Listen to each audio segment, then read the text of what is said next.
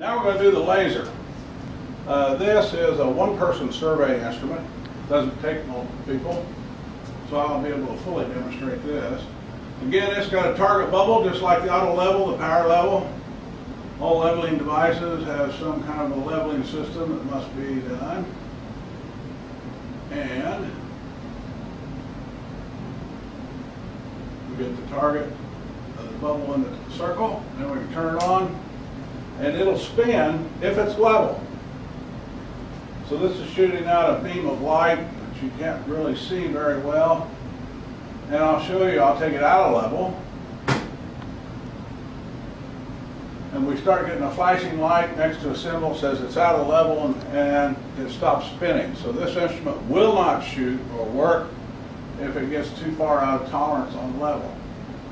So then I'll get it back into level, and the little red light will go out and it starts spinning again. So this is probably one of the most widely used instruments on a construction site. I can't imagine hardly any project that doesn't have a little laser for level work. The unique thing about this versus the rod that we're using, this is called a linker rod.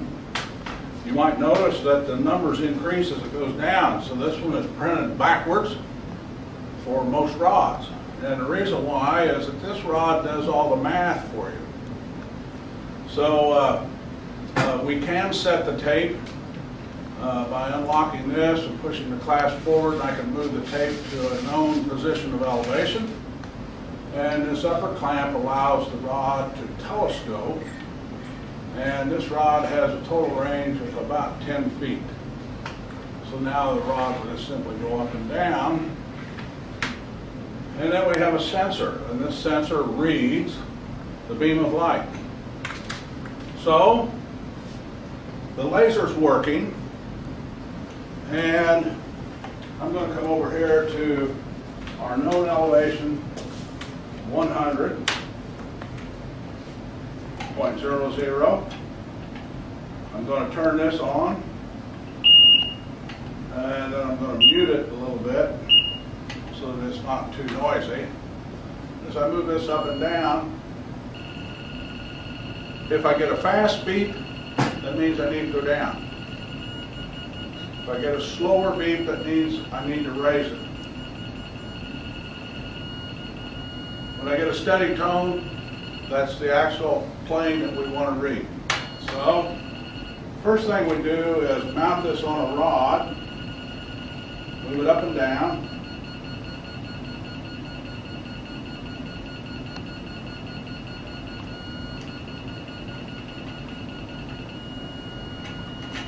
And I clamp it on the rod with a steady tone. Next, so this is the position on the rod that's reading that laser. And this bracket, where these two little index pointers are, is where we want to set the tape. So I'm going to move the tape since I've got it unlocked. I'm going to take it down to elevation 0.00, which is this X. This is either 0 or 10 feet. So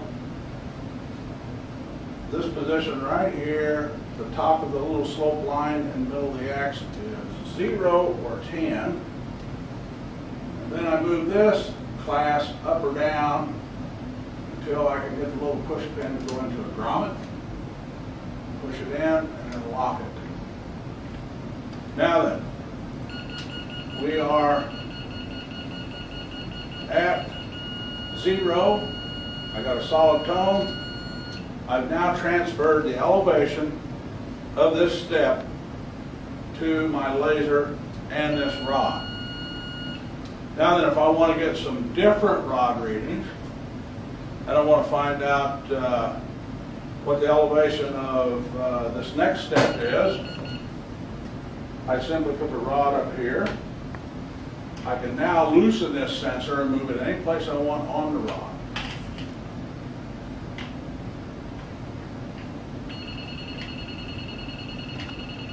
So I get a steady tone.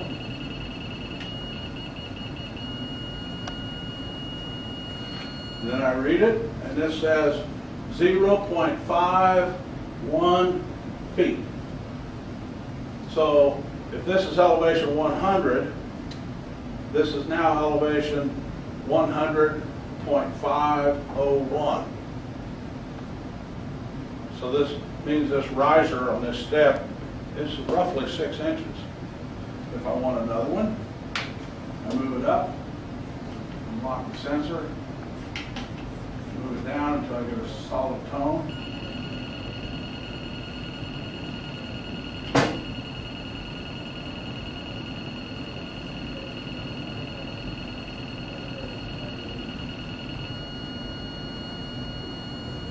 And this is 105. So the elevation is 101.05. So this step is slightly different and a riser than this one by about a little over about 3/8 of an inch difference, or a 1/4 inch difference.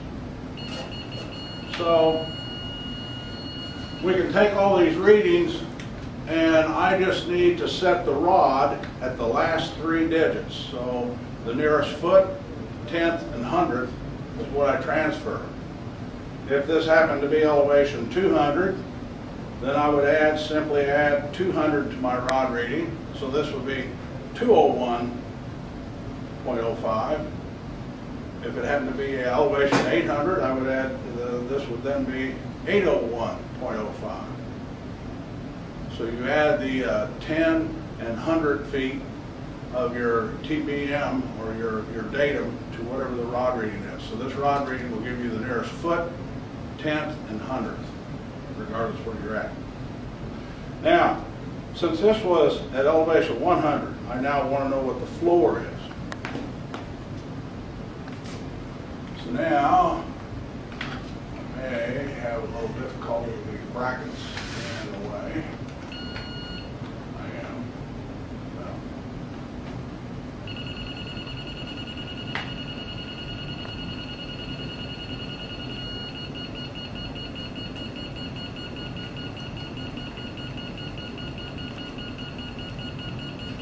Now I can move the rod up until I get a steady tone. And then I read it. And this is now above the 10. So this is actually 9.42, 9.43 on the rod. So once I pass the X into the 9s, I'm not going to add 100, I'm going to add 90 feet. Obviously, the floor is lower than this step elevation of 100, so now the floor is 99.43 feet. So I need to subtract 10 feet off of my add to the rod to get the proper elevation. If I'm above my datum, going up these steps, I would be adding 100 feet to whatever my rod reading is. Since this first step was at 100 and I'm below elevation 100, I subtract 10 feet from my add, so I'm only going to add 90 feet to my rod reading because I went above the 10x. That's about it for this instrument.